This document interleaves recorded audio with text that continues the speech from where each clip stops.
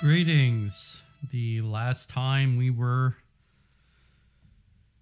the kings had left and Anne had returned, and it was essentially the time between the baptism, or sorry, not the baptism, the circumcision and the purification. Now, we're at the purification, which takes place for Jews when a Jewish mother conceives a male child and gives birth to it.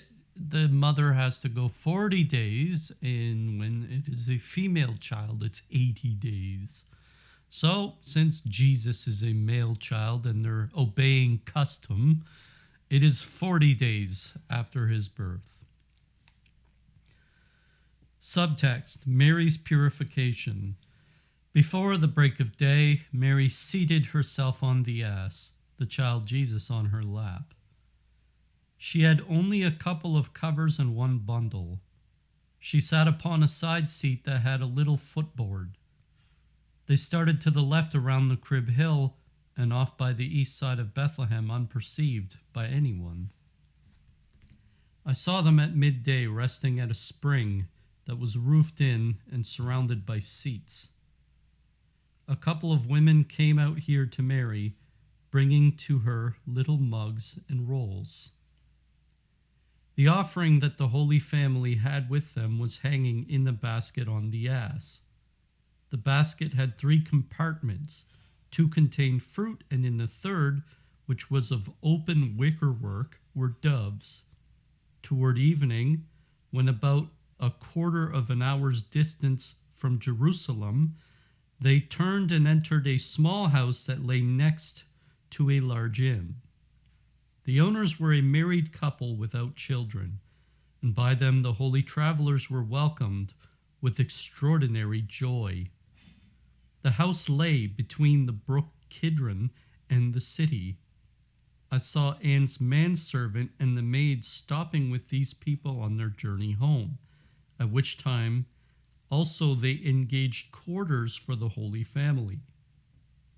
The husband was a gardener. He clipped the hedges and kept the road in order. The wife was a relative of Johanna Chusa.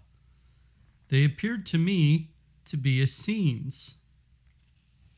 The whole of the next day I still saw the Holy Family with the old people outside Jerusalem. The Blessed Virgin was almost all the time alone in her room with the child, which lay upon a low covered projection of the wall. She was always in prayer and appeared to be preparing herself for the sacrifice. I received at that moment an interior instruction as to how we should prepare for the holy sacrifice. I saw in her room myriads of angels adoring the child Jesus. Mary was wholly absorbed in her own interior. The old people did out of pure love all they could for the Mother of God. They must have had some presentiment of the child's holiness.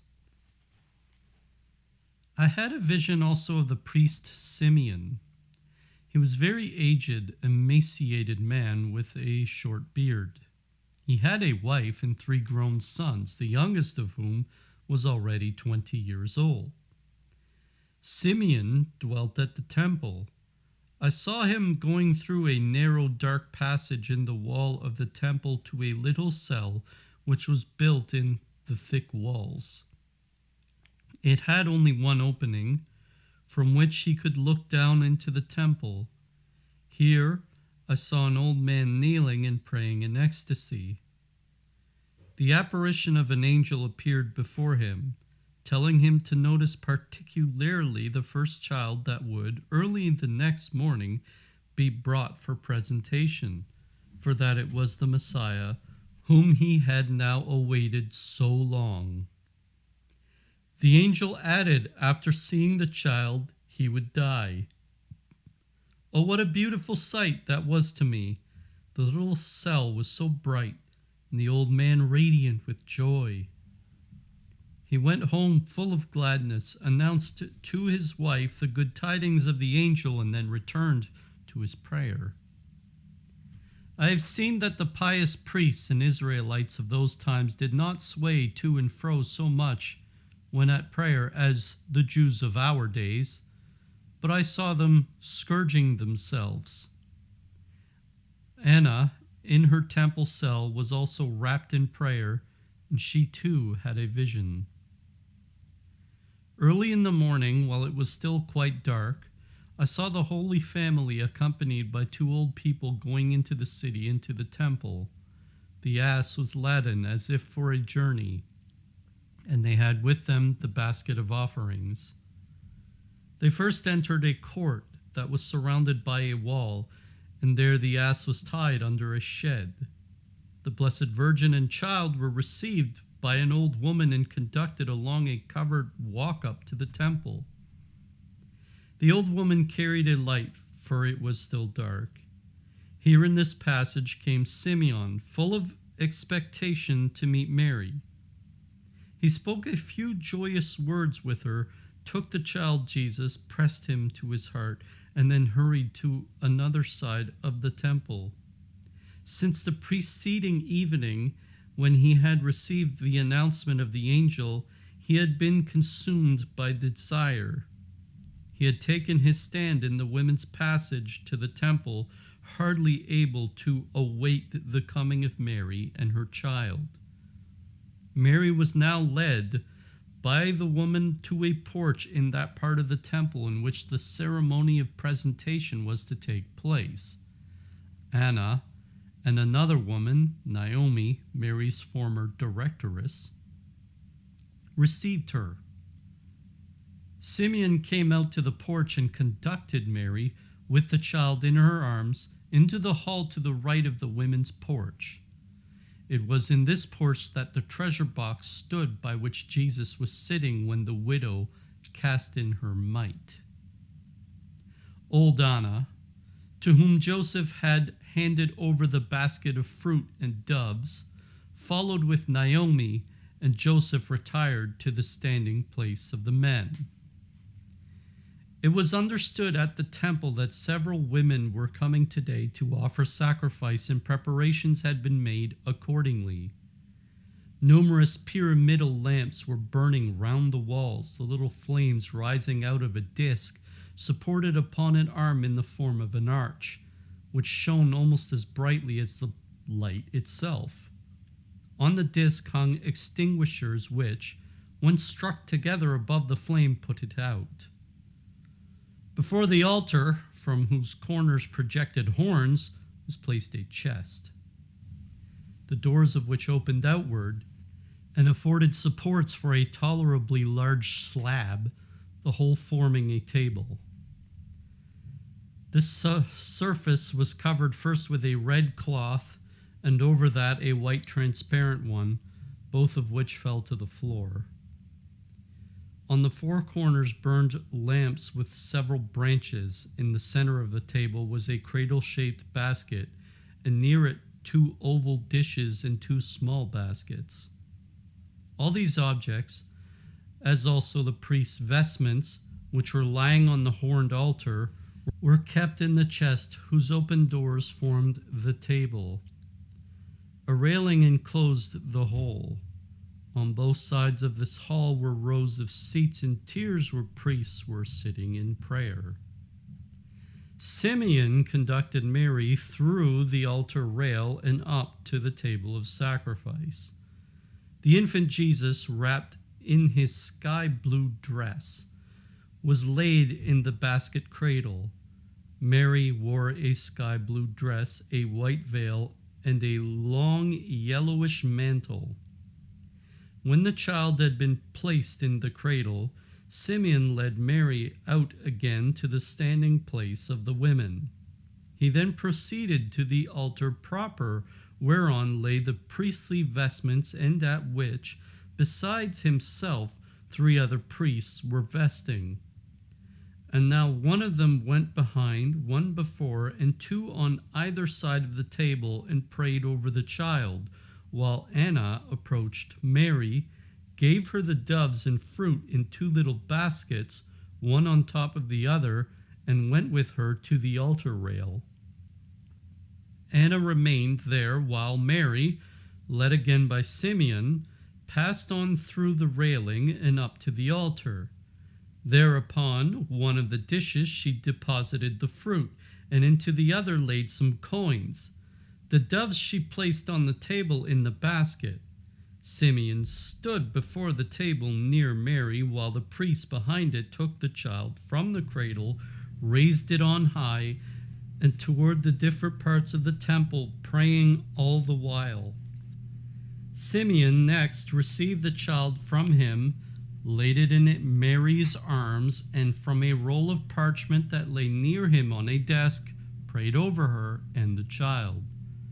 After that, Simeon again led Mary to the railing, whence Anna accompanied her to the place set apart for the women. In the meantime, about 20 mothers with their firstborn had arrived. Joseph and several others were standing back in the place assigned to the men.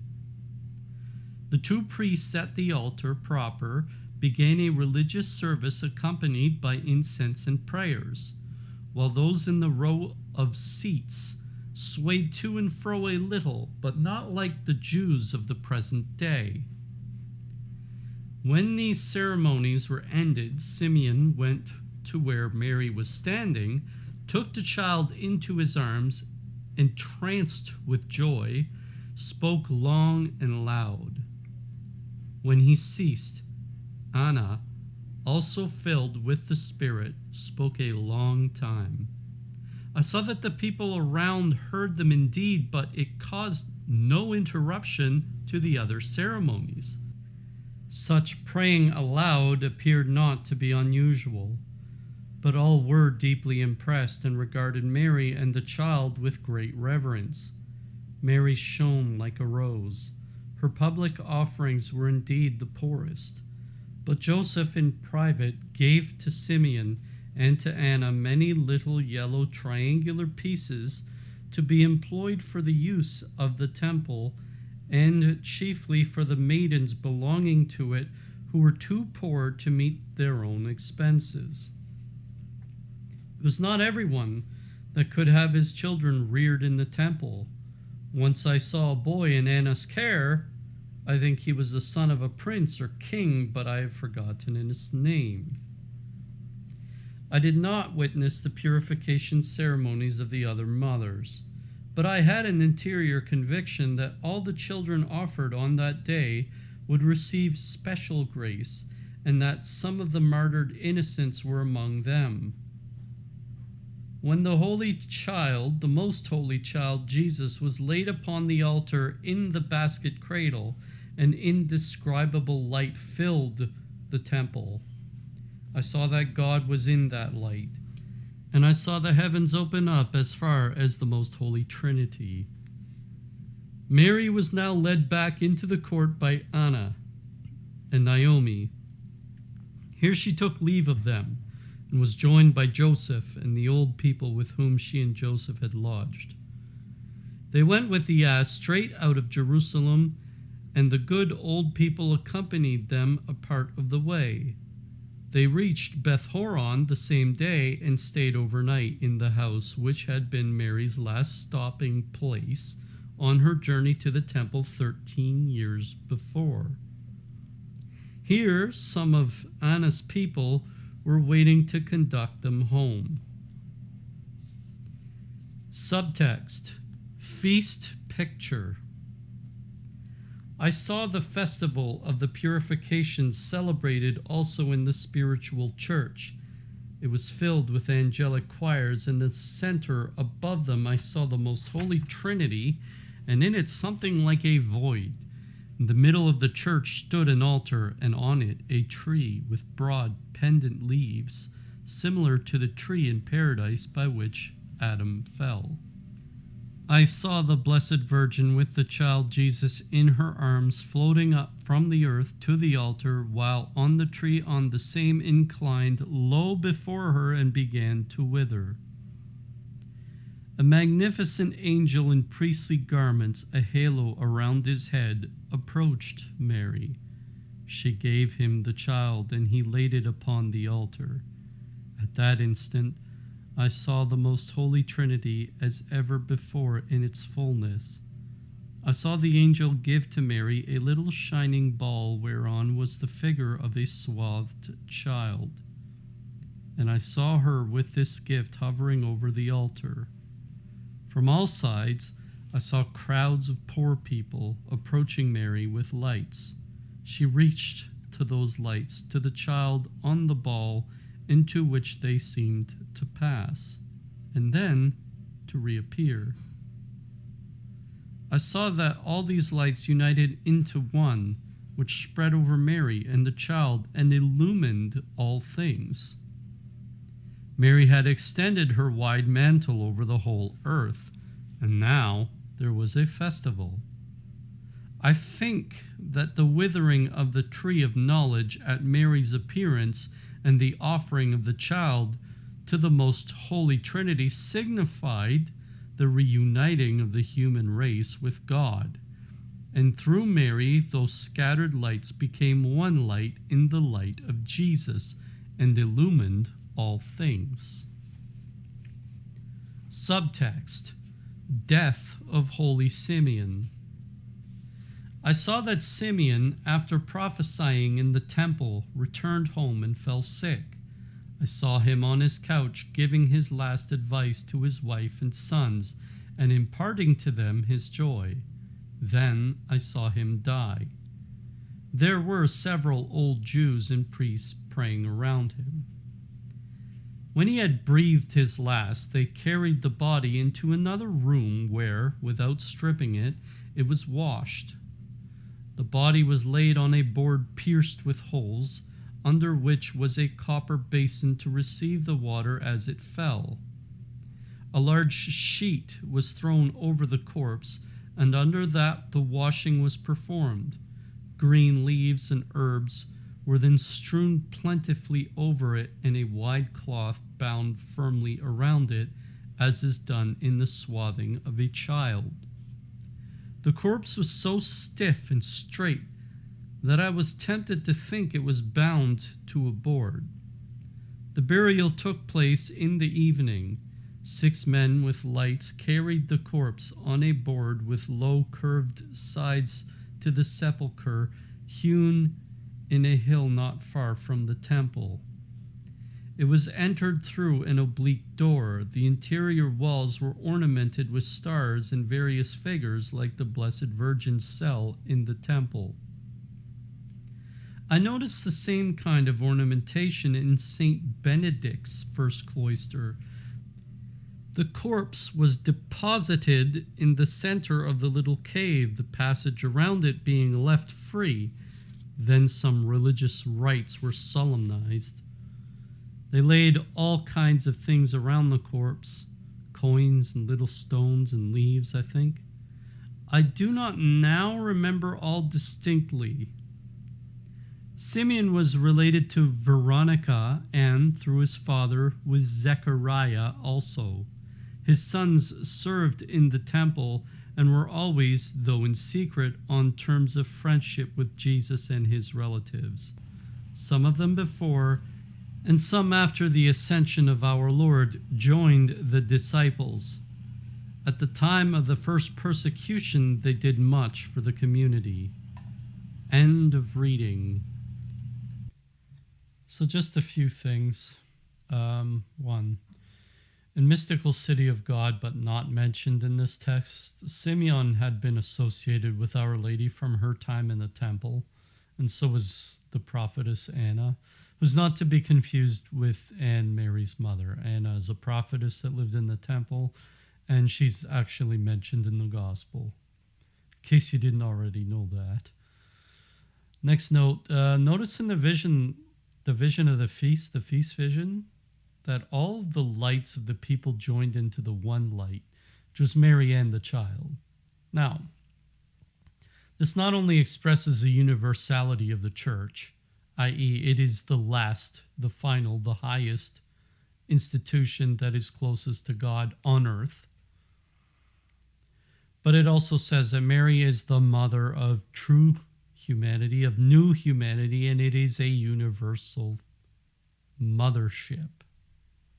We can all say we love Jesus, but I believe that what truly designates you as a child of God, as spoken of by the Apostle John in his gospel, is understanding that you are simultaneously a child of the Trinity and a child of the mother, as per Jesus said to her, on the cross, "Behold thy mother." John's gospel emphasizes becoming a child of God, which makes sense. If you want to be a child of God, you have a mother and a father. And he repeats that trope in one of his letters. He calls his followers his children, but he says to be a child of God. He mentions child of God, children of God.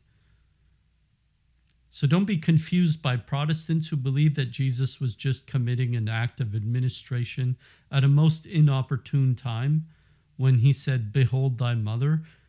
We have to understand, this is for all of us to understand, not just the Apostle John, which is why John wrote it down. And John said, well, after that, the disciple took her into his house. Yes, it meant that we all should take her into our house. Otherwise, that act of administration would basically have no place in the text. It would be wasted writing. John didn't waste space.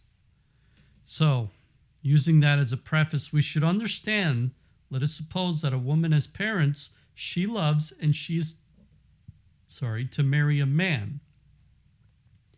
She immediately tests the caliber of the man's character by seeing how the man treats her parents, which is something she adores.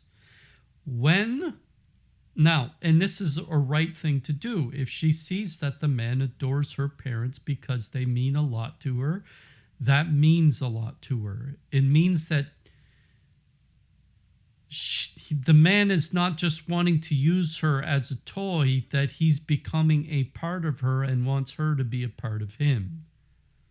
So when we treat the greatest object of God's adoration, which is Mary, with extreme adoration ourselves, it connects us all into the universal body. If one does not adore the Empress of Heaven, the pinnacle of creation, the question is, does one really adore the artist who created this masterpiece? So last note, some people wonder why Jesus and Mary underwent the custom of the Jews even though they were exempt. This is part of the humiliation.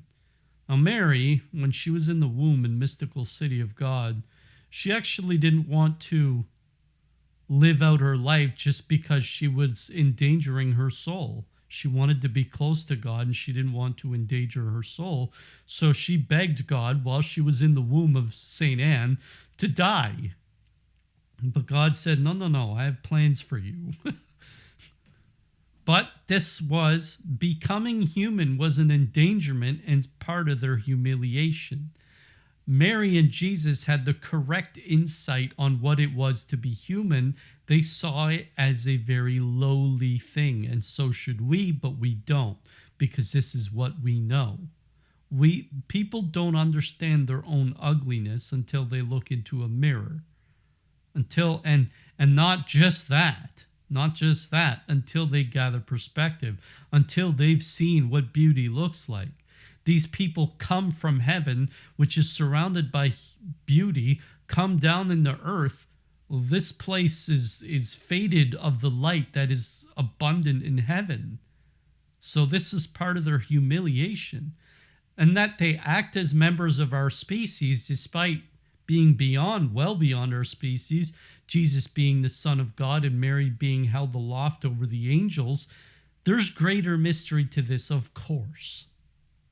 And it's to be contemplated. All mysteries are to be contemplated by men for the dilution of their faith. They need to become stronger, bigger, heavier objects, heavier in the sight of God. We do so by contemplating mysteries. So we have to contemplate this mystery rather than ridicule it and dismiss it and make theological implications that are not there. Jesus didn't need to subject himself to the rite of circumcision either, but it was his will. His condescension, and I don't mean the bad sort, to humanity is a mystery. We will never understand the full workings of God, but it is something to be cherished and adored. He did this nice thing for us. Let's accept it as that. That's it. Ave Maria.